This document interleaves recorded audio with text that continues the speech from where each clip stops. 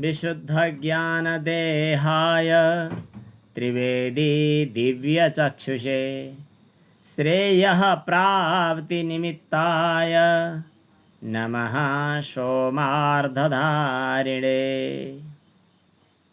शङ्करं शङ्कराचार्यं केशवं बादरायणं सूत्रभाष्यकृतौ वन्दे भगवन्तौ पुनः पुनः। ईश्वरो गुरुरात्मेति मूर्तिभेदविभागिने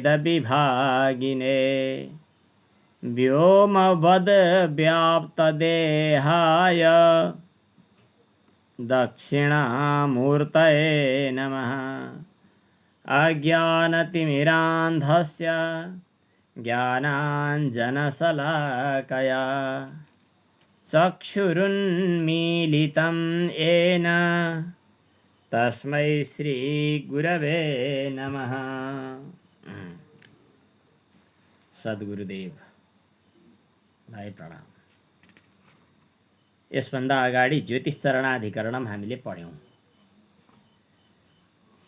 ब्रह्मसूत्रको पहिलो अध्यायको पहिलो पाउको 9औं अधिकरण ज्योतिष चरणाधिकरण, जहाँ 24 देखि 27 सम्मका सूत्रहरू थिए। हामीले संक्षेपमा यसको तात्पर्यार्थ हामीले विचार गरिसक्यौँ। ज्योतिष चरणाधिकरण, त्यहाँ ज्योतिः शब्दको प्रयोग आयो। अथ यदतः परो दिवो ज्योतिः, द्युलोकभन्दा माथि एउटा ज्योति प्रकाशित छ। जुन द्युलोकभन्दा माथि ज्योति प्रकाशित छ, त्यही ज्योति तिमीभित्र पनि प्रकाशित छ। तिमीभित्र पनि त्यही ज्योति, यो अन्तरिक्ष द्युलोकभन्दा पनि माथि त्यही ज्योति। तिमीभित्र पनि हुने, उहाँभित्र पनि हुने के खाले ज्योति रहेछ हो त्यो भनेर यहाँ प्रश्न उठ्यो, शङ्का भयो। अब यो शङ्काको समाधानका लागि विभिन्न कुराहरू भए। अब ज्योति भनेपछि के हुन सक्छन् भनेर विचार गर्ने कुरो आयो। यो हामीले पढिसकेको पाठलाई पुनरावृत्ति गरेको। हाम्रो पहिलेको प्रचलन पाठ बुझाउने भन्ने थियो। अब हजुरहरूले बुझाउने मौका मिलेन, मैले बुझाएको। अब ज्योति भनेको के होला त भन्दाखेरि एउटा कार्य ज्योति, एउटा ब्रह्म, दुईटा ज्योति प्रसिद्ध छन्। कार्य ज्योति भनेको दियालो झिल्को, अनि ब्रह्म। अनि धेरै कुरा परामर्श छलफल गरिसकेपछि निष्कर्ष निस्क्यो कि त्यहाँ चरण पाउ पनि छ। त्यो पाउ भएको हुनाले त्यो ज्योति भनेको चाहिँ अब ब्रह्म हो। ज्योति शब्दको अर्थ ब्रह्म हो, किन चरणको पाउको कथन भएको हुनाले। कहाँ छ त्यही प्रसङ्गको अलि अगाडि पछाडि कता, अनि माण्डुक्य उपनिषदमा पनि आत्माका 4 पाउ यस्तो यस्तो कुरा आएको हुनाले अब त्यो झिल्का ज्योतिको त के 4 पाउ हुनु र, त्यस कारणले यहाँ ब्रह्म हो भन। यो मन्त्र पहिलो थियो त्यो अधिकरणको। अनि दोस्रो मन्त्र के थियो भन्दा, होइन होला, ब्रह्म 4 पाउ भएको हुनाले ब्रह्म भन्नुभयो। 4 पाउवाला त गायत्री पनि त हुन्छ।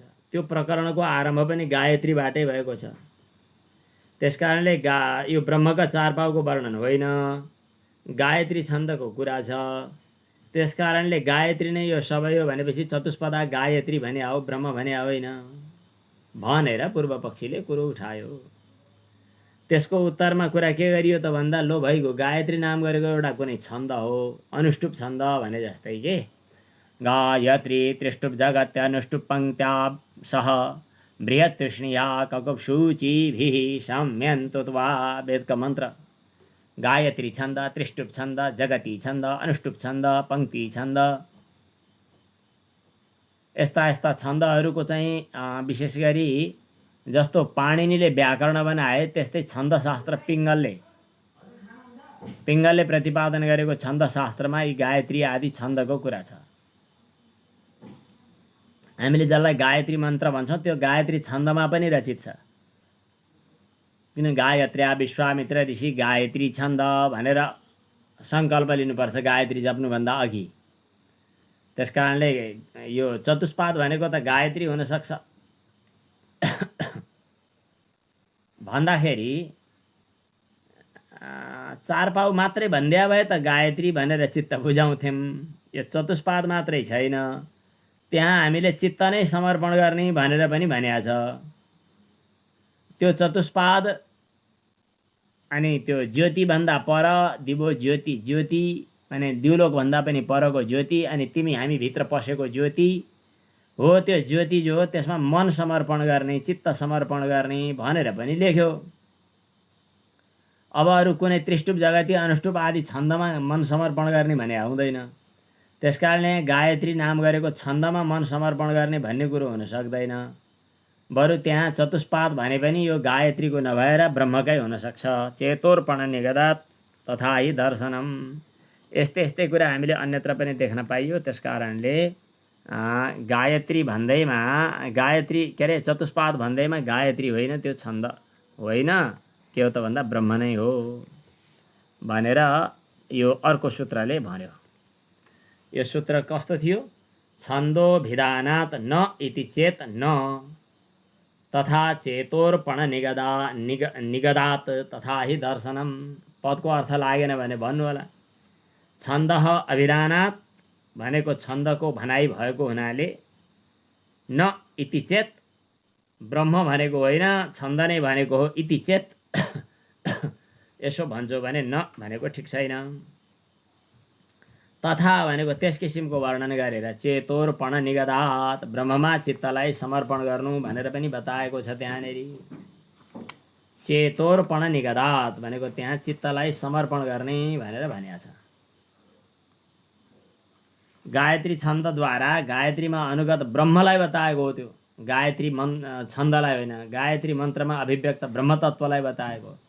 किनभने चेतोर्पण निगदात् भनेको चित्तलाई त्यहाँ समर्पण गर्ने, एकाग्र बनाउने भन्ने कुरा बताइएको छ। त्यसकारण गायत्री छन्द होइन, बरु गायत्रीद्वारा पनि प्रतिपाद्य गायत्रीमा पनि अनुगत भएको ब्रह्मलाई नै चतुष्पाद भनेको हो। तथा हि दर्शनम भनेको यस्तो कुरा अन्यत्र अरू मन्त्रहरूमा देखिन्छ। कहाँ? एतम हेव इत्यादि मन्त्रहरूमा। एतम हेव यो ऐतरेय आरण्यक मन्त्र रहेछ। एतम हेव बहुरीचा महति उक्थे मीमांसन्ते एतम अग्नौ अध्वर्यव एतम महाव्रतम छन्दोगाः। यस्ता मन्त्रहरूमा पनि के लेखिया रहेछ त भन्दा ब्रह्मको नै उपासना गरिने भन्ने कुरा लेखिएको छ।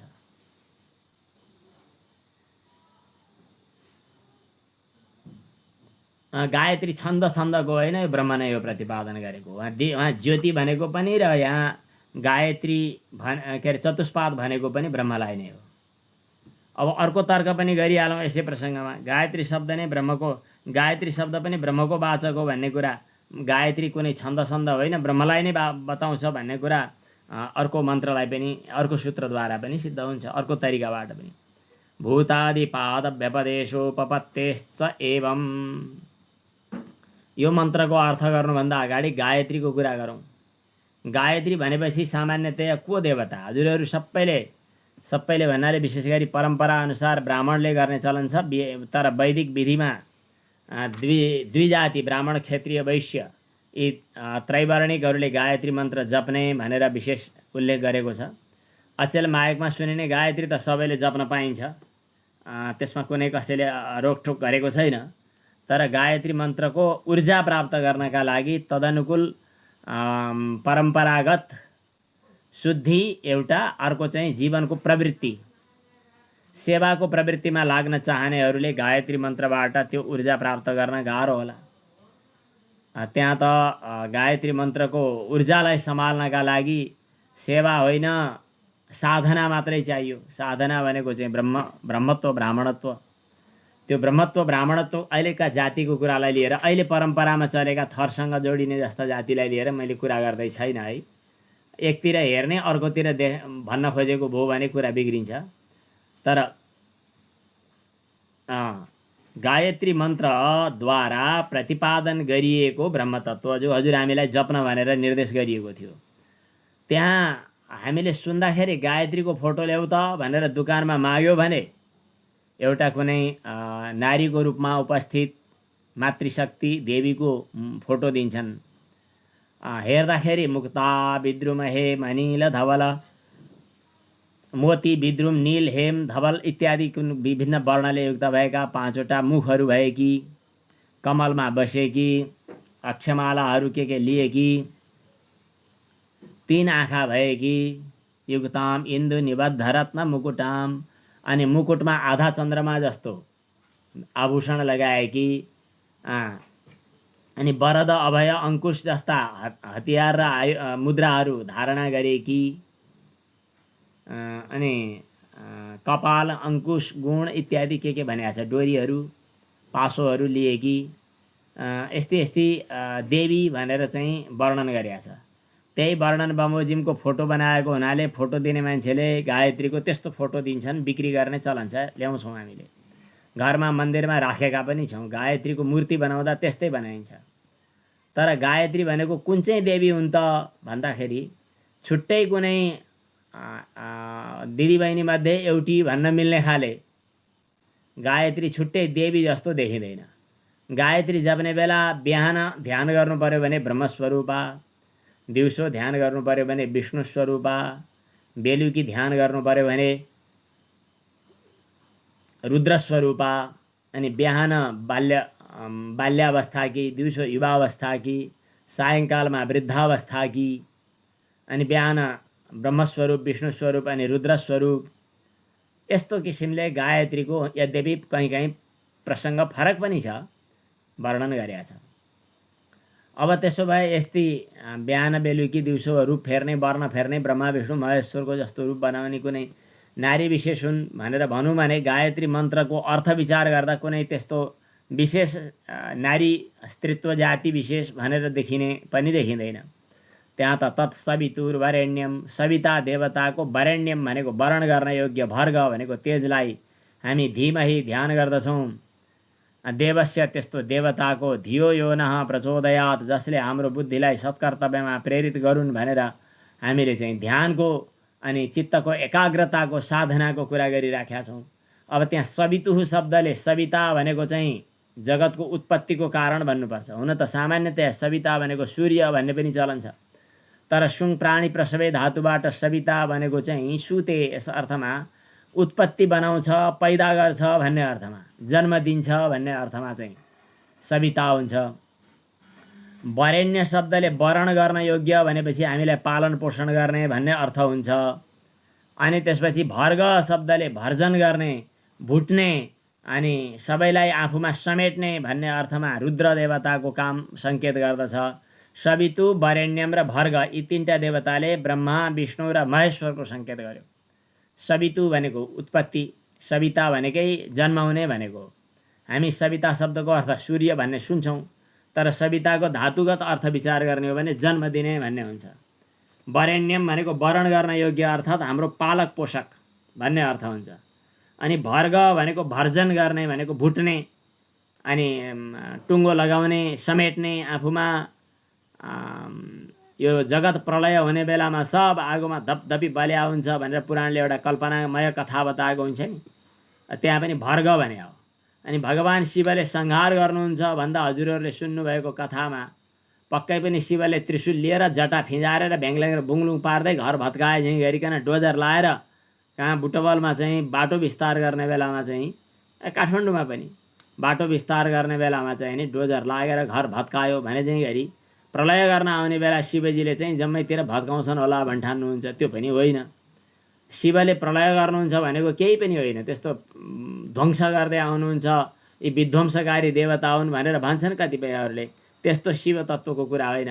आफूमा समाहित गर्ने, आफूमा समेट्ने, बाहिर फैलिएको चिजलाई आफ्नो मूल कारणमा, मूल अधिष्ठानमा विलिन गराउने।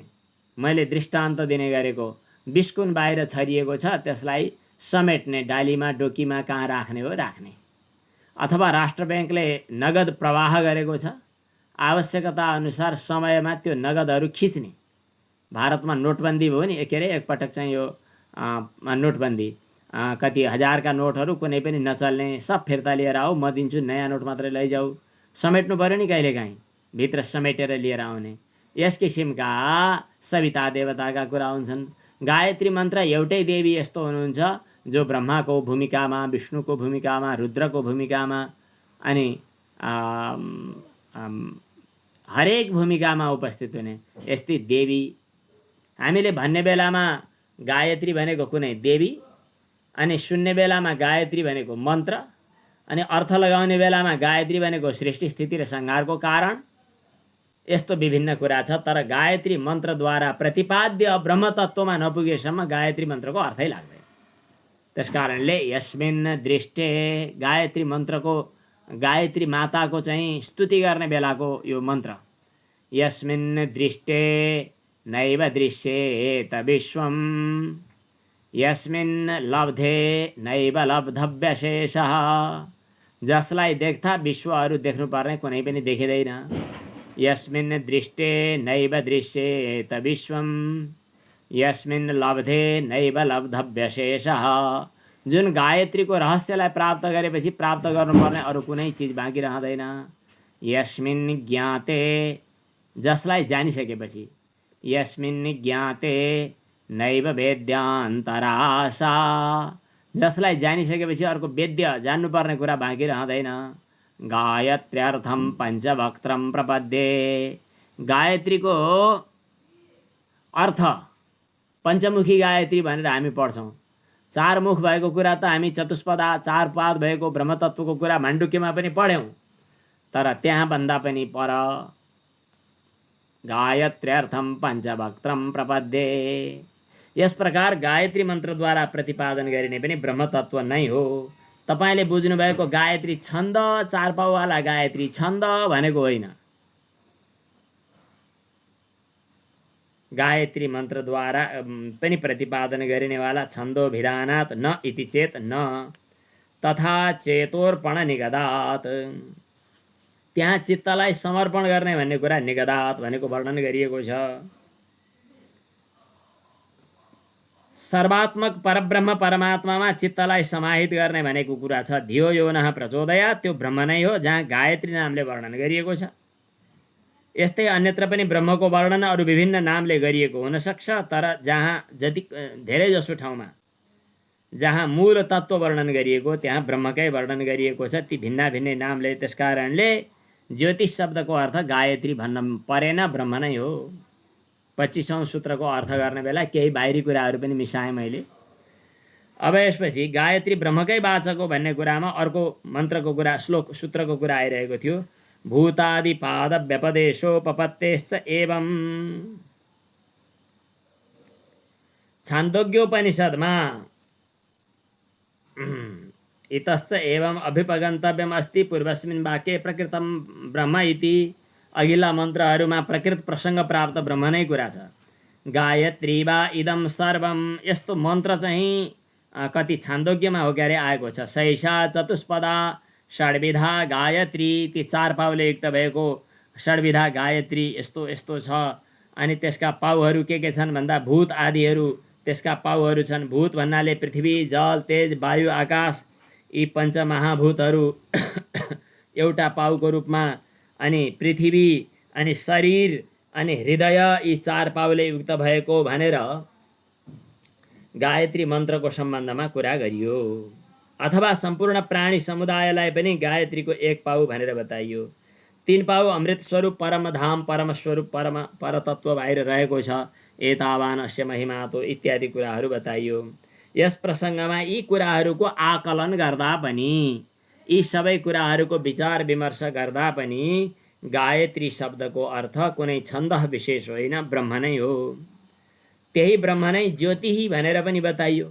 जो द्युलोकभन्दा पनि माथि छ त्यही ज्योति तिमीभित्र पनि छ भन्यो। गायत्री मन्त्रले प्रतिपादन गरेको ब्रह्मतत्त्व पनि त्यही हो। त्यही एउटै ब्रह्मतत्त्वमा यी सबै प्रसङ्गहरू समाहित हुन्छन्। द्यु सम्बन्धात् प्रत्यभिज्ञायमानं परामृश्यते इति स्थितम्। अब अन्तिमको यो सूत्रको राम्रो अर्थ गर्न भ्याइएको थिएन। अब उपदेश भेदात् न इति चेत न उभयस्मिन् अपि अविरोधात्। यहाँनिर एउटा पूर्व पक्षी पनि तगडै रहेछ। नपढे नलेखेको मान्छे पूर्व पक्षी भएर थपक निदाउला झैँ गरी सुनेर बस्यो भने भन्ने मान्छेले पनि के गरी भन्नु र। पूर्व पक्षीले के भन्यो भने गायत्रीको प्रसङ्ग छुट्टै छ। हेर्नुहोस् गुरुजी, ब्रह्म प्रतिपादन गरेको प्रसङ्ग छुट्टै छ। त्रिपात अस्यामृतन दिवी भन्ने मन्त्र हाम्रो पुरुष सूक्तमा आएको छ। दिवी भनेको आकाशमा, त्रिपात भनेको 3 पाउहरू छन्। त्रिपात पादोस्य विश्वा भूतानि, एक पाउमा विश्व ब्रह्माण्ड सबै अटेको छ। अरू 3 पाउहरू द्युलोक माथि छन्। दिवी भनेको द्युलोकमा छन् भनेर मा लगाइदियो। त्यहाँ द्युलोक चाहिँ आधार भयो। अब फेरि यततः परोदिव अघि हामीले भनेको मन्त्रमा द्युलोक भन्दा पर, द्युलोकमा भन्नु र द्युलोक भन्दा पर भन्नु एउटै हो कि फरक हो हजुर? विचार गरी बक्सियोस् त। द्युलोकमा भन्नु र द्युलोक भन्दा पर भन्नु एउटै हो कि फरक हो? पूर्व पक्षीले भन्छ फरक हो। पञ्चमी द्युलोक भन्दा पर भयो भने द्युलोकदेखि पर भन्यो भने त्यो मर्यादा भयो। अनि द्युलोकमा भन्यो भने त्यो आधार भयो। आँगनमा नाचेको, आकाशमा ताराहरू भन्नु र आँगनदेखि पर भन्नु फरक छ। आँगनदेखि पर भनेको पञ्चमी अर्थ, मर्यादा अर्थ लाग्यो। अनि द्युलोकभन्दा माथि भन्दाखेरि त्यहाँ सप्तमी अधिकरण, सप्तमी विभक्ति, त्यो अधिकरण अर्थ लाग्यो। अधिकरण अर्थ र मर्यादा अर्थ फरक छ। त्यसकारण उही अघि ब्रह्म जो बताएको छ त्यही यहाँ पनि बताइएको भन्न अलि मिल्दैन गुरुजी भन्छ पूर्व पक्षीले। सिद्धान्तीले भन्छ मिल्छ। तपाईँले दृष्टान्त पढ्नु भएको छैन। पञ्चम्यन्त र सप्तम्यन्तको उपदेश एकै ठाउँमा एउटै कुराहरू जोड्न मिल्छ। पञ्चम्यन्त भए पनि सप्तम्यन्त भए पनि कुरा एउटै हो भन्न मिल्छ। उदाहरण बताइदिउँ हजुरलाई? ल सुन्नुहोस्। आकाशमा चरा उडिरहेको छ। कहाँनेरि उडेको छ भन्दा हो त्यो रुखको टुप्पोभन्दा माथि उडिरहेको छ। चरा के चरा आकाशमा। चरा कहाँनेरि उडिया छ भन्यो भने त्यो रुखको डाँडोमा। हामीले यहाँ हेर्नु पर्यो भने त्यो के भन्छ, त्यो मौलाकालिका गैँडाकोटको माथि डाँडोमा भन्ने हुन्छ।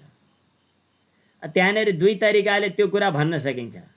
रुखको टुप्पामा सेन वृक्ष छ, रुखको टुप्पाभन्दा पल्तिर सेन वृक्ष छ। दुईटै भन्न मिल्यो कि मिलेन? तर कुरा एउटै हो। वृक्षको अग्रभागमा सेन भन्नु र वृक्षको अग्रभन्दा पल्तिर सेन भन्नु एउटै हो। त्यसै गरी द्युलोक भन्दा पनि त्यही सद्ब्रह्म छ, द्युलोकमा पनि त्यही सद्ब्रह्म छ भने एउटै ब्रह्मलाई द्युलोकमा भनेर त्रिपादस्या अमृतन दिवी भन्ने मन्त्रले, अनि यद अतः परो दिवः भनेर द्युलोक भन्दा पर भनेर पञ्चम्यन्त पदले दुईटैले प्रत्यभिज्ञान बताउन मिलेको छ। त्यसकारणले ज्योतिषी शब्दले परब्रह्मलाई बताएको हो। हजुर धेरै चिन्ता नगर्नुहोस् भनेर यो अधिकरण पुरा गरियो। लगभग हामीले त्यो अधिकरणको तात्पर्यार्थ हिजो बताइ पनि सकेका हौँ। अब अर्को अधिकरण पढ्ने पालो आजको। प्रतर्दनाधिकरण भन्ने छ अबको अधिकरणको नाम। यो प्रतर्दनाधिकरणमा 28, 29, 30, 31 कतिवटा सूत्र रहेछन्? 4 वटा। यो प्रतर्दनाधिकरण हो।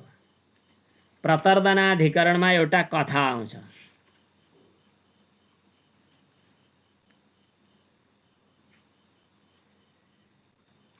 यहाँ एउटा कौशितकी उपनिषदको कथा हो। प्रतर्दनका लागि इन्द्रले भने भन्ने कुरा आउँछ। एउटा उपनिषदमा यस्ता कथा आउँछन्। ब्रह्मविद्या परम्पराको महत्त्व बताउन पनि कथाहरू जोड्ने चलन छ। दिवोदासका छोरा प्रतर्दन नाम गरेका कोही थिए। उनी पृथ्वी तलमा त यशस्वी, तेजस्वी, ओजस्वी छँदै थिए। उनको ख्याति स्वर्गलोकमा पनि पुग्यो। हुन्छ नि त्यस्तो। नेपालमा एकजना विद्वान व्यक्ति छ भन्यो भने नजिकमा रहेको भारत अनि चाइना अनि यता चाहिँ पाकिस्तान, अफगानिस्तान हुँदै हुँदै अस्ट्रेलिया, अमेरिका, युरोपतिर पनि नाम चल्छ। हामी त्यस्ता जान्ने सुन्ने र धेरै नाम कमाएका मान्छे त होइनौँ। तर अस्ति एकजना मान्छे अस्ट्रेलियाबाट बोलेको भन्दै हुनुहुन्थ्यो, ओहो हजुरको नाम हामीले सुनेका थियौँ, आज बोल्न मन लाग्यो, हजुरसँग कुरा गरेको, यस्तो यस्तो प्रश्न गर्नु थियो, यस्तो यस्तो मनमा शङ्का भइरहेको थियो भने बताइयो। भनेपछि यी जो हुन् नि दिवोदासका छोरा प्रतर्दन, यिनी युद्धकलामा र पराक्रममा चाहिँ ज्यादै प्रसिद्ध भएको हुनाले इन्द्र महाराजले चाहिँ खबर गरे, हजुर हाम्रो स्वर्गलोकमा पनि आइदिनु पर्यो भनेर। हुन त अचेल नमरी स्वर्ग देखिन्न भन्ने उखानै बनिया छ। पहिले पहिले जिउँदै छँदा पनि नमर्दै पनि स्वर्ग जाने चलन थियो। इन्द्रले बोलाउँथे, बा भिजा मिल्नु पर्यो नि, उताबाट अमेरिकाबाट भिजा मिले चाहिँ गरी, स्वर्गबाट आउने जाने गरी भिजा मिल्यो भनेदेखि नफर्किने गरी अथवा फर्किने गरी शर्तमा उल्लेख भए चाहिँ गरी स्वर्ग जाने आउने चलन पहिला थियो। यिनी मरेर गएका हुन् जस्तो लाग्दैन। युद्ध र पुरुषार्थ पराक्रमद्वारा प्रसिद्ध भएर स्वर्गमा गए। को गए भन्दा प्रतर्दन गए। स्वर्गमा गएपछि इन्द्रसँग चाहिँ उनको कुराकानी हुँदा ब्रह्मविद्याको प्रसङ्ग चल्यो। अचेल त अब अमेरिकामा यहाँ मन्त्री हुन नपाउँदै गयो भने एमसिसीको कुरो चल्छ होला, किन त्यही छ दिमागमा, कतै लोभ स्वार्थसँग पनि जोडिन्छ होला, त्यही भन्छन् सबैले, हामीलाई त थाहा छैन यस्तो कुरा। स्वर्गमा गएपछि इन्द्र महाराजसँग पनि ब्रह्मविद्यासँग सम्बन्धित कुरा चल्यो। कुरा चल्दै गर्दा इन्द्र महाराजले आफ्नो पहिचान, आफ्नो परिचय दिए। यहाँ उपनिषदमा इन्द्र महाराज इदम द्रष्टा, आत्मतत्वको साक्षात्कार गर्ने ब्रह्मविद भनेर मानेको छ। अनि इन्द्र महाराजले भने कि सह उवाच प्राणोस्मि प्रज्ञात्मा, इन्द्रले भने कि म प्राण हुँ, प्रज्ञात्मा हुँ, म प्रज्ञा नै मेरो आत्मा हो। मेरो आयु र अमृत रूपमा मेरो उपासना गर। माम आयु, मलाई आयु ठानेर, माम अमृतम, मलाई अमृत ठानेर उपासना गर भनेर इन्द्र महाराजले प्रतर्दनलाई बताए। यस्तो कुरा त्यहाँ आएको छ।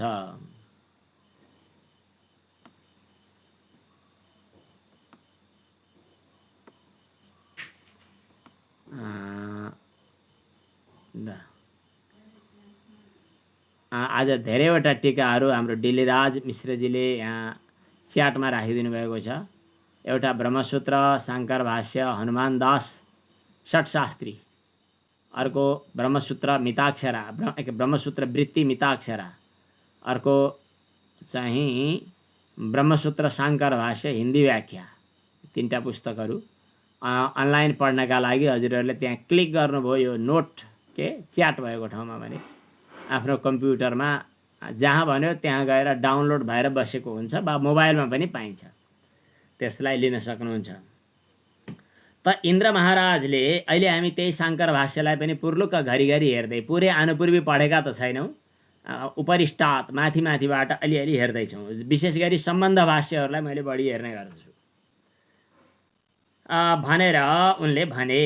अनि अर्को प्रकरणमा पनि त्यही कौशितकी ब्राह्मणमा अथ खलु प्राण एव प्रज्ञात्मेदं शरीरं परिगृह्य उत्थापयति, अनि बाघ आदि इन्द्रियहरूले शरीरलाई उठाउन त सक्दैनन्, अनि प्राणले चाहिँ सक्छ भनेर त्यहाँ बताइयो। अनि अर्का ठाउँमा फेरि वाणीलाई जानेर साध्य छैन, वाणी प्रकट गर्नेवाला जो त्यसलाई खोज भन्यो। अनि त्यो को त भन्दाखेरि प्राण हो, प्रज्ञात्मा हो, आनन्द हो, अजर हो, अमृत हो भनेर प्राणैलाई महत्त्व दिएर बताइयो। अब यो कौशितकी उपनिषदमा विभिन्न ठाउँमा, कौशितकी उपनिषदका विभिन्न ठाउँमा प्राण भनेर बताइएको के चाहिँ होला? अब यो प्रश्न उठ्यो। यो प्रश्नको उत्तरका लागि मैले बेला बेलामा यो 82 का न्यायमालाका श्लोकहरू हेर्ने गर्छु, हजुरहरूलाई पनि म देखाउँछु। मैले जुन पुस्तक हेर्छु त्यो देखाइदिउँ। अब यहाँनेरि प्राण शब्दको कुरा आयो, यो त ज्योतिषचरणाभिधानम भयो। यहाँ प्राणस्तथानुगमात्, यहाँदेखि लिएर प्राणोस्मीत्यत्र वायुइन्द्र जीव ब्रह्म सुसंशयः, यो शाङ्कर भाष्यका यी कति 31 सूत्रसम्मका सबैको एकमुष्ट सारांश हो है। यो सारांश बुझ्यो भने सबैको अर्थको तात्पर्य कता गयो भन्ने कुरा स्वतः बुझिन्छ। अब प्राणोस्मी भनेर प्रतर्दनलाई इन्द्रले भनेका, अघि भन्यौँ नि हामीले कौशिकी उपनिषदमा, कौशितकी उपनिषदमा सहोवाच प्राणोस्मि प्रज्ञात्मा तम्माम आयुः अमृतम इति उपास्व भनेका ठाउँमा म प्राण हुँ भनेर भने।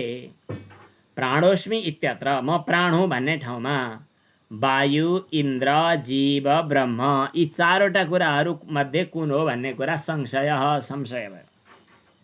प्राण शब्दले वायु लिने कि वायु भनेको हावालाई पनि प्राण भन्छन्। उत देवतात्मा प्राण भन्ने कुनै देउता बाजे पो हो कि त देउता हो कि? वायु, इन्द्र, इन्द्र भने कोही देवता, अनि जीव अथवा प्राण भनेको जीवात्मा हो, जीव हो कि अथवा परब्रह्म हो? यी चारवटा विकल्पहरू यहाँ उठे, संशय भयो। यो कारिका पढ्ने तरिका भन्नुभयो नि हैन, न्यायमा यो वैयासिक न्यायमाला पढ्ने, न्यायमालाको शैलीमा अधिकरण पढ्ने तरिका। पहिला विषय, प्राण सम्बन्धी चर्चा, प्राणको कुरा उठाउने यी कौशिकी उपनिषदको रहस्यको विचार। यो के हो? विषय हो। मैले औँला भाँच्ने गरेको छु, कान्छी औँला। अब यो औँला के को लागि हो यो भन्दाखेरि संशय। संशय के भयो त भन्दा यहाँ चारवटा आँखा छन्। वायु हो कि, इन्द्र हो कि, जीव हो कि ब्रह्म हो त? प्राण माने वायु अथवा इन्द्र अथवा जीव अथवा ब्रह्म। के हो? फेरि दोहोऱ्याएर हजुरहरूले आफै भन्नु होला मनमा नै। प्राण अर्थात् कौशिकी उपनिषदमा प्राण सम्बन्धी कुरो उठेछ, यो विषय हो। त्यो प्राण माने वायु हो कि, इन्द्र हो कि, जीव हो कि ब्रह्म हो भन्ने चाहिँ संशय भएछ। यो साइली औँला छोएर भन्ने कुरा। अब त्यसपछि माइली औँला छोएर भन्ने कुरा के? पूर्व पक्ष। चतुर्णाम लिङ्ग सद्भावात् पूर्व पक्षस्त्व निर्णय। अब पूर्व पक्ष के हो त भन्दाखेरि चारवटैको लिङ्गहरू, चारवटैको चिनारी गर्नेहरू त्यहाँ छन्। त्यसकारणले चारवटै अर्थात् वायु, इन्द्र, जीव र ब्रह्म, वायु पनि हुनसक्छ, त्यस्तो देखिन्छ। कहाँ देखिन्छ? इदम शरीरम परिगृह्य उत्थापयति भनेर प्राणवायुको चिनारी देखाइयो। अस्मि भने हुनाले इन्द्रले म हुँ भनेपछि त इन्द्र नै हो कि प्राण भनेको भन्ने कुरो नि बुझ्न सकियो। भनेको इन्द्र हो कि भन्ने कुरा बताउने लिङ्ग, चिनारी देखियो यहाँ सङ्केत। वक्तारम विद्यात् न तु वाचम विद्यात् भने हुनाले वक्ता जीवात्मा हो कि भन्ने कुरा आयो। अनि त्यही मन्त्रमा पछि आनन्दः अजरः अमृतः भने हुनाले ब्रह्म हो कि भन्ने कुरा पनि पाइयो। चतुर्णाम लिङ्ग सद्भावात्, चारवटैमा सङ्केतका आधारहरू छन्। त्यसैले पूर्व पक्षमा निधो गर्न सकिएन। कसैले ब्रह्म हो भने जीव किन नहुने भन्न पाइयो। कसैले जीव हो भने वायु किन नहुने भन्न पाइयो। कसैले वायु हो भने इन्द्र किन नहुने, यहाँ इन्द्र हो कि भन्ने जस्ता सङ्केतहरू भेटी भनेर। यस प्रकार पूर्व पक्षमा यी चारवटै पक्षको निर्णय नभएको कुरा पारित भयो। अनि त्यसपछि अब सिद्धान्त, अन्तिम फैसला त सिद्धान्त पक्षको हुन्छ। अनि त्यसले के भन्छ त भन्दा ब्रह्मणो नेकलिङ्गानि, यहाँ ब्रह्मबोधक अनेक चिनारीहरू छन् यो मन्त्रमा। कहाँ छन्? त्वमेव मे वृणेष्व यम त्वम मनुष्याय हिततमं मन्यसे। मानिसलाई सबैभन्दा बढी हिततम के हो भन्ने खोजी गर्दा भने कुरो उठ्या हुनाले ब्रह्म नै हो भन्ने कुरा पनि सङ्केत छ। अनि यो माम बिजानीयात् नास्य केनचन कर्मणा लोको मीयते न मातृवधेन न पितृवधेन। यो मन्त्र पनि आएको छ। जसले मलाई यस प्रकार बुझ्दछ त्यसले कुनै पनि कर्म गर्दा ऊ विचलित हुँदैन, मातृवध पितृवध जस्ता पापबाट पनि त्यो लिप्त हुँदैन भने हुनाले यो ब्रह्म हो भन्ने कुराहरू पनि आए। एवं अन्यान्यपि लिङ्गानि उदाहर्तव्यानि, अरू पनि चिनारीहरू छन्। यिनीहरू प्राण पक्षमा, इन्द्र पक्षमा, जीव पक्षमा कुनै हालतमा मिलाउन सकिन्छ सकिँदैन। तर ब्रह्ममा चाहिँ यिनीहरू सबैलाई लिन सकिन्छ, किनभने प्राणादिहरू पनि ब्रह्मबोधद्वारत्वात्, ब्रह्मको बोध हुँदा सबै बोध हुने भएको हुनाले त्यसकारणले यहाँ घुमिफिरिकन प्राण शब्दको अर्थ ब्रह्म नै हो, अरू होइन। अन्येषाम् अन्यथा सिद्धेर व्युत्पाद्यम ब्रह्म नेतरत, ब्रह्मकै व्युत्पत्ति गर्नु, अरू यहाँ कोही होइन। केले? प्राण शब्दले भनेर यसको सारांश निष्कर्ष निकालियो।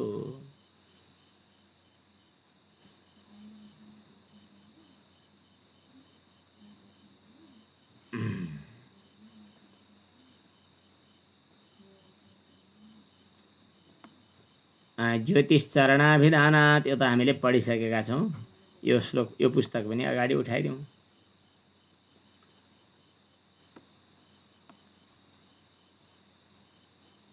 यहाँबाट प्राणस्तथानुगमात्, प्राण शब्द पनि, प्राण भनेको प्राण शब्द पनि, तथा भनेको त्यस्तै ब्रह्म नै हो, तथा अनुगमात् भनेको पूर्वापर अगाडि पछाडिको कुरो बुझ्दै जाँदाखेरि प्राण भनेको ब्रह्म नै हो भन्ने कुरा सिद्ध हुन्छ। प्राण शब्दको अर्थ ब्रह्म नै हो, अरू कुनै होइन। प्राण तथा अनुगमात् किन भन्दा प्रतर्दनले मलाई परम पुरुषार्थ प्राप्त होस् भनेर सोध्नु, अनि परम पुरुषार्थ प्राप्त गर्नका लागि ब्रह्मज्ञान महत्त्वपूर्ण हो भनेर ब्रह्मज्ञानको उपदेश गर्नु, त्यसै प्रसङ्गमा प्राणलाई लिएर यो प्राण प्रज्ञात्मा हो भनेर भन्दै गर्नु। यसको मतलब प्राण शब्दको अर्थ पनि अरू होइन, ब्रह्म नै हुन्छ, किनभने प्रसङ्ग नै त्यस्तै छ। र प्राण शब्दको नै चर्चा गरेको हुनाले अन्तिममा ब्रह्ममै मिल्ने, अजर अमर हुने यस्ता कुराहरू पनि त्यही कौशिकी उपनिषदमा आएका छन्। स होवाच प्रतर्दनः त्वमेव वृणीष्व यं त्वं मनुष्याय हिततमं मन्यसे। ए प्रतर्दन, तिमी आफूले यो कुरा सुन, बुझ, जो सबै मनुष्य मात्रको लागि हिततम होस् भनेर कुरो उठाइएको छ। सबै मनुष्यका लागि हिततम हुने कुरा त के हो भनेर भन्दा ब्रह्म विचार नै हो। अनि त्यो भन्दै गएर बिचमा प्राण शब्द ल्याइएको छ, त्यस कारणले प्राण शब्दको अर्थ पनि ब्रह्म नै हो, वायुका लागि होइन, अरू केहीका लागि होइन भन्ने कुरा यसमा सूत्रमा संक्षेपमा बताइयो। इन्द्रले आफूलाई नै प्राण भने। इन्द्र त प्रभावशाली एउटा देवता हुन्, उनी अजरामर पनि छन्, किन देवता हुन् नि त, अजर अमर पनि छन्। आत्म त्यस कारणले प्राण शब्दले इन्द्रलाई नै भने के हो हुँदैन र भनेर यहाँ अलिकति प्रश्न उठेको छ। प्राण शब्दको अर्थ इन्द्र नै भन्दा के समस्या पर्ला भनेर प्रश्न उठेको छ। अनि त्यसको उत्तर दिने बेलामा यो अर्को सूत्र आइपुग्यो, न भक्तुः आत्मोपदेशात् इति चेत अध्यात्म सम्बन्ध भूमा हि अस्मिन्। यो सूत्र किन उठ्यो बुझ्नुभयो? इन्द्रले म प्राण हुँ भनिसकेपछि इन्द्र नै प्राण रहेछन्, अर्थात् प्राण शब्दको अर्थ इन्द्र हुन् नि भनेर भन्दा हुन्न र भनेर पूर्व पक्षले सोध्या छ। त्यही कुरा अलिकति टुक्रोमा उठाइयो, न भक्तुः आत्मोपदेशात् इति चेत। चेत यदि, भक्तुः भनेको वक्ता इन्द्र, इन्द्रले आत्मोपदेशात् भनेको आफैलाई बताएको हुनाले प्राण शब्दको अर्थ इन्द्र हो भनेर भन्छौ भने इति चेत, न ब्रह्म होइन इन्द्र नै हो इति चेत यसो भन्छौ भने न, ठिक छैन। हि निश्चय नै अस्मिन् प्रकरणमा, अस्मिन् यो प्रकरणमा अध्यात्म सम्बन्ध भूमा, अध्यात्म सम्बन्धी उपदेश नै भूमा भनेको बारम्बार दोहोऱ्याइकन बताइएको छ। त्यस कारणले अधिदेवताको कुरा होइन, अध्यात्मको कुरा हो। तपाईँले जिज्ञासा राख्नुभयो अधिदेवता हो कि भनेर, तर त्यो होइन, अध्यात्म हो। इन्द्रले आफैलाई प्राण भने, त्यस कारणले प्राण शब्दको अर्थ इन्द्रै हो भने हुन्न भन्ने पूर्व पक्ष हुन्न। यहाँ धेरै जसो अध्यात्मकै बहुलता छ। किन अध्यात्मको बहुलता छ भन्दाखेरि प्राण सहोवाच प्राणोस्मि प्रज्ञात्मा, म प्रज्ञान रूप आत्मा हुँ भनिसकेपछि प्राण श्वास भएन नि त। एष प्राण एव प्रज्ञात्मा, यो प्राण नै प्रज्ञा रूप आत्मा हो भनेर। आनन्द अजर अमृत एष लोकपाल एष लोकाधिपति एष सर्वेश्वरः, यस्ता मन्त्रहरूले आत्मालाई बताए भन्न सजिलो छ। अधिदेवताको वर्णन गरेको होइन, अध्यात्मको वर्णन गरेको हो। अध्यात्म सम्बन्ध भूमा, अध्यात्म सम्बन्धी उपदेश नै भूमा भनेको धेरै, बहोर लोपो भूच बहु, भूमा भनेको बहु भनेको, अतिशय नै बहु भन्नु पर्यो भने भूमा हुन्छ, ज्यादै धेरै भन्नु पर्यो भने भूमा। भूमा विद्या पढ्ने छ नि हामीले, उपनिषदको भूमा विद्याको कुरा हामीले वेदान्त प्रवेशिकामा गरेका थियौँ पहिला। अध्यात्म सम्बन्ध भूमा हि अस्मिन्, यहाँ अध्यात्म सम्बन्धी उपदेशकै बारम्बार वर्णन गरेको हुनाले प्राण शब्दको अर्थ ब्रह्म नै हो। अब यसपछि मैले शाङ्कर भाष्यतिर दृष्टि दिएको छैन। अहिले उपरिष्टात् माथि माथिबाट ब्रह्मसूत्रको पहिलो अध्यायको पहिलो पाउको 30औं सूत्रमा पुगिसकेँ।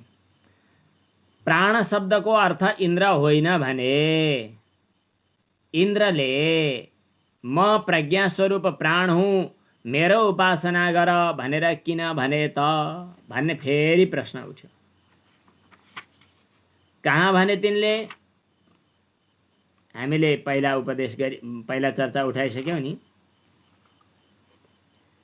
त्वमेव मे वृणीष्व यं तं, कहाँ भने प्राणोस्मि प्रज्ञात्मा तं माम आयुः अमृतम् इत्युपास्व इत्यादि मन्त्रमा भने नि त। त्यो भनाइको तात्पर्य के भनेर भन्दा अब अर्को सूत्र आयो।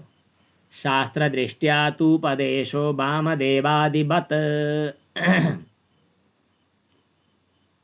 घरिघरि यो शङ्कर भाष्यको पुस्तक पनि यसो हेर्दै गरौँ।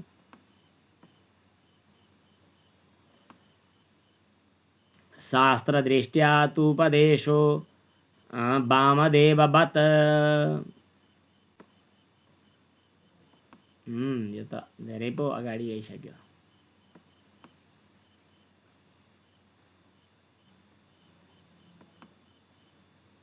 यो सबै शाङ्कर भाष्य हामीले पढिराखेका छैनौँ। अब यसपछि चाहिँ यो हामीले पढेनौँ। यसपालि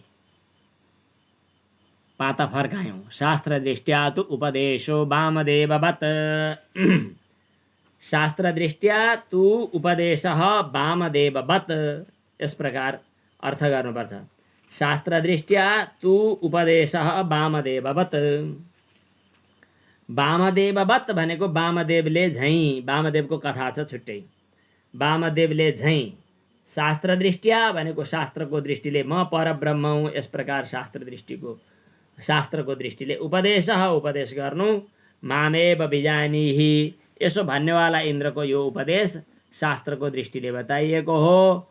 प्राणोस्मि प्रज्ञात्मा, यहाँ प्राण शब्दले ब्रह्मलाई नै बताएको छ। वक्ताले आफूलाई आत्माको उपदेश कसरी गर्यो त भन्दा शास्त्र दृष्ट्या।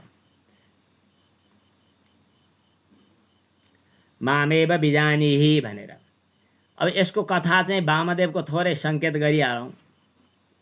एकपटक ऋषिमुनिहरूको ब्रह्मसभा चलिरहेको थियो एकादेशमा, एकपटक होइन। हुँदाहुँदै एकजना ऋषि चाहिँ ब्रह्म विचार गर्दै थिए। अब अहिलेको जस्तो ऊ त केही होइन। धेरै छटपटाउन र बिरामी हुन हस्पिटलमा गएर आइसियुमा बस्न नपरिकन ब्रह्म विचार गर्ने ब्रह्मसभाको बिचमा बस्दा बस्दै एकजना ऋषिको चाहिँ शरीर छुट्यो। यहाँ मरे भन्दैनन्, शरीर छुट्यो भन्छन्। उनले शरीर त्याग गरे।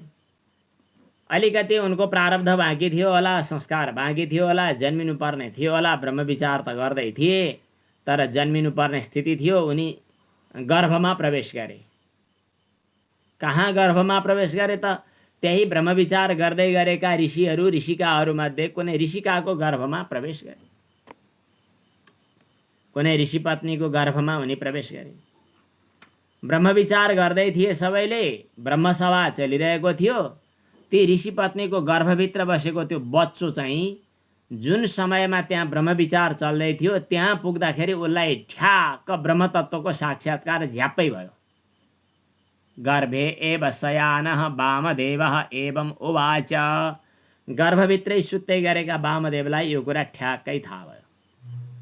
तद्ह एतत् पश्यन् ऋषिर्वामदेवः प्रतिपेदे। यो कुरा विचार गर्दै वामदेवले त्यही झ्याप्पै थाहा पाए। अहम मनुः अभवम अहम सूर्यश्च। म त मनु भएछु, म त सूर्य चन्द्रमा भएछु भनेर उनले भने। जसले त्यो तत्त्वलाई जतिखेर बुझ्यो त्यो त्यतिखेरै त्यो पूर्णतामा पुगिहाल्यो भन्ने प्रसङ्ग छ। अब उनले आफूलाई वामदेव ठानेर होइन कि त्यो ब्रह्म ठानेर उपदेश गरिरहेका छन्। अहम मनुः अभवम अहम सूर्यः भनेर।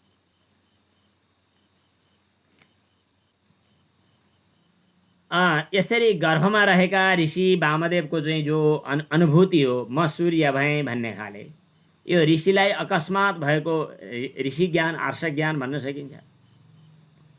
अघिल्लो जन्ममा सुनेका ब्रह्म महावाक्यहरूको त्यतिखेर अर्थ प्रकाश भयो। स्वतः सिद्ध ज्ञान। भगवत गीतामा एक ठाउँमा आउँछ के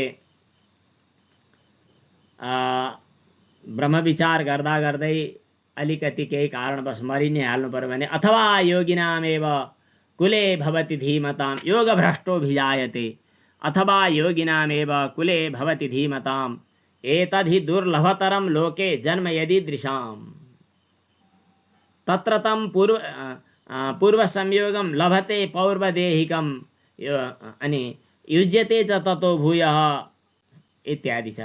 उसले पूर्वजन्मको संस्कारका कारणले ऊ ब्रह्म साक्षात्कार त्यतिखेरै हुन्छ। कहीँ केही अभ्यास गरेर कहीँ कहिले केही अभ्यास बिना पनि उसले साक्षात्कार गर्दछ। यस्तो यस्तो खाले कुराहरू आएको छ। यहाँ प्रसङ्ग हो उनले आफूले म हुँ ब्रह्म इत्यादि कुराहरू इन्द्रले बताए। उसले बताए जस्तै यहाँ चाहिँ इन्द्रले बताए भनेको म प्राण हुँ भनेपछि त प्राण शब्दको अर्थ इन्द्र हो कि त भन्ने प्रश्न थियो। अनि सिद्धान्तमा यहाँ बताइयो कि त्वाष्ट्र बधादीनां विज्ञे इन्द्रस्तुत्यर्थत्वेन उपन्यासः न। त्यो त्वष्टा प्रजापतिलाई मार्नेवाला हातमा खड्ग लिएर हिँड्नेवाला आफूलाई बुझेर उनले म इन्द्र महाराज हुँ म इन्द्र महाराजको धाक जमाउँछु भनेर अहम प्राणः भनेको होइन। उसले यस्माद् एवं कर्मा अहम तन्मां बिजानीहिति मैले यत्रो फुर्ती गरेँ मलाई जान भनेको होइन। त्यो के हो त भन्दा त्वाष्ट्रवध आदिका कुराहरूलाई छुट्टै उपन्यास गरेर आफ्नो विज्ञान आफ्नो चेतना आफ्नो चिन्तन आफ्नो ब्रह्म आफ्नो चाहिँ परमतत्त्वको अनुभूतिलाई अगाडि सारेर उनले म प्राण हुँ भनेर भनिरहेका छन्। त्यसकारणले प्राण शब्दको अर्थ हातमा वज्र लिएर हिँड्ने त्वष्टालाई मार्ने इन्द्र होइन ब्रह्म हो प्राण शब्दको अर्थ। यस्तै त्यहाँ तात्पर्य निष्कर्ष के छ त म ब्रह्म भइसकेको हुनाले ब्रह्मज्ञानी इन्द्र यदि हुन् भने इन्द्रले म ब्रह्म भइसकेको हुनाले मबाट केही कर्महरू राम्रा नराम्रा हुन सक्छन् तर मलाई त्यसले प्रभाव पार्दैन।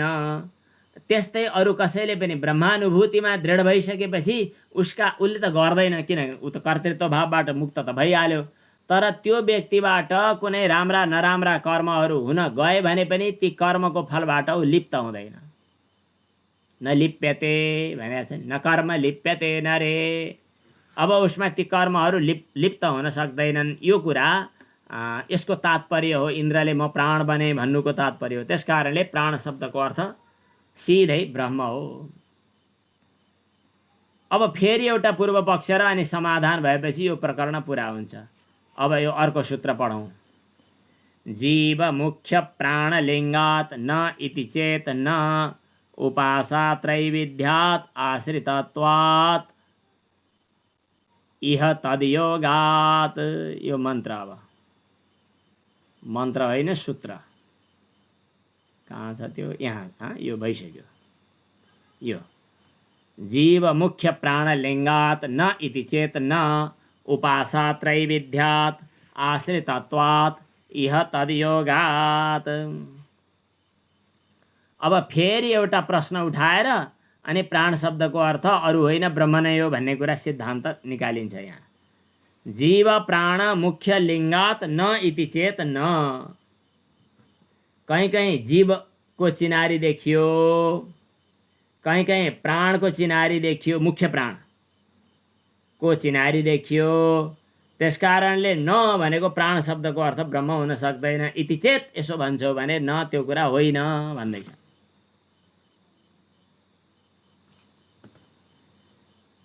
जीव मुख्य प्राणलिङ्गात् भनेको कहीँ कहीँ जीवलाई बतायो। वक्तारम विद्यात् भनेपछि त वक्ता त जीव हो भनेपछि जीव बताउन खोज्यो जीवात्मा हो प्राण शब्दको अर्थ भन्ने पनि भेटियो। अनि मुख्य प्राण भनेको चाहिँ यो वायु भन्ने अर्थ पनि हुन्छ। कहाँ भन्दाखेरि जीवको कुरा आयो वक्तारम विद्यात्मा। इदम शरीरम भनेको हुनाले मुख्य प्राण हो भन्ने कुरा पनि देखियो। त्यसकारणले प्राणोस्मि प्रज्ञात्मा भन्ने यस मन्त्रमा प्राण शब्दले ब्रह्मलाई बुझाउँदैन जीवलाई बुझाउन सक्छ अथवा मुख्य प्राणलाई बुझाउन सक्छ भनेर पूर्व पक्षीले कुरो उठाए। जीव मुख्य प्राण लिङ्गात् जीव हो अथवा मुख्य प्राण हो। लिङ्ग भनेको चिनारी। जीवलिङ्गात् जीव नै यहाँ बताइएको छ भन्ने भनाइको आधारमा, अथवा मुख्य प्राणलिङ्गात मुख्य प्राण नै यहाँ बताइएको छ भन्ने भनाइको आधारमा न भनेको प्राण शब्द ब्रह्मको वाचक होइन भन्छौ भने इति चेत न, यसो भन्न मिल्दैन। उपासा त्रैविध्यात्, यसो मान्ने हो भने 3 किसिमका उपासना छुट्टा छुट्टै मान्नुपर्ने स्थिति आउला। आश्रितत्वात्, उपासा त्रैविध्यात् भनेको 3 किसिमका उपासनाको प्रसङ्ग आउँछ। आश्रितत्वात् भनेको सबै चिज ब्रह्ममा आश्रित छन् भन्ने कुरा पनि हामीले पढेका छौँ, त्यो पनि बुझ्नु पर्दछ।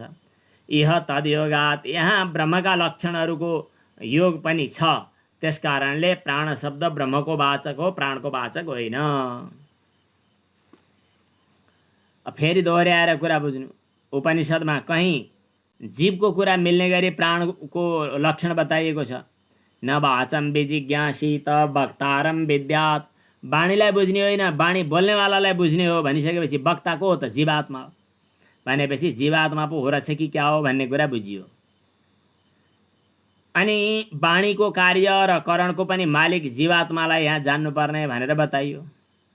अब मुख्य प्राणलाई पनि बताइएको छ। अथ खलु प्राण एव प्रज्ञात्मा इदम शरीरम परिगृह्य उत्थापयति, त्यही प्राणले नै यो शरीरलाई लिएर उड्छ भनिसकेपछि जीवात्मा नै प्राण शब्दको अर्थ हो भन्ने कुरा पनि बुझ्नुपर्छ।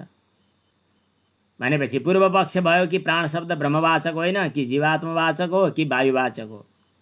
अनि तर सिद्धान्त के छ त भन्दाखेरि होइन, त्यो भनाइ ठिक छैन। किनभने जीवात्मालाई माने पनि प्राणलाई माने पनि त्रिविध उपासनाको प्रसङ्ग हुन्छ, जो कुरा ठिक छैन। जीव प्राण आदि सबैको पनि आश्रय भएको ब्रह्म हो, त्यही ब्रह्मलाई नै यहाँ मान्नु पर्दछ, अथवा ब्रह्म नै प्राण शब्दको अर्थ हो भन्यो भने सबै कुरा मिल्छ। इन्द्र जीवात्मा आदि अरू प्राणहरूको बारेमा यहाँ कुरा गरिएको होइन। जीव मुख्य प्राणलिङ्गात् न इति चेत न, उपासा त्रैविध्यात् आश्रितत्वात् इह तद्योगात्, तस्मात् ब्रह्मवाक्यम एतदिति सिद्धम। शङ्कराचार्यले अन्तिम प्रकरणमा भन्नुभएको छ कि यो प्राण शब्दको अर्थ ब्रह्म हो भन्ने कुरा बुझ्नु पर्दछ। मनोमयः प्राण शरीर इत्यादिमा ब्रह्म प्राण शब्दको माने के भयो, उपाधिको धर्मका आधारमा ब्रह्मको उपासना गर्न प्राण शरीर भनिएको छ। यस्तै अन्यत्र पनि कहाँ तद यथा रथस्य अरेषु नेमि अर्पिता एवं नाभौ अरा अर्पिता एवं एव इमा भूतमात्रा प्रज्ञामात्रासु अर्पिता प्रज्ञामात्रा प्राणे अर्पिता। यी मन्त्रहरूमा प्राण एव प्रज्ञात्मा इत्यादि मन्त्रहरूमा प्राण शब्दको अर्थ ब्रह्म हो भन्ने कुरा देखिन्छ। कहीँ कस्तो देखे पनि ब्रह्म हो भन्ने कुरा बुझ्दा सबै कुराको समन्वय हुन्छ। त्यसकारणले प्राण शब्दको अर्थ ब्रह्म हो भन्नुपर्छ। यो पहिलो पाउ सकियो। हाम्रा चाहिँ कति 4 अध्याय हुन्छन्, 4 अध्यायमा 4 पाउ हुन्छन्, 4 चौको 16, हामीले 16 पाउ पढ्नुपर्ने मध्ये पहिलो पाउ त सकिहाल्यो। अब त 15 पाउ मात्रै बाँकी रहे। ओम पूर्णमदः पूर्णमिदं पूर्णात् पूर्णमुदच्यते पूर्णस्य पूर्णमादाय पूर्णमेवावशिष्यते। ओम शान्तिः शान्तिः शान्तिः। ओम।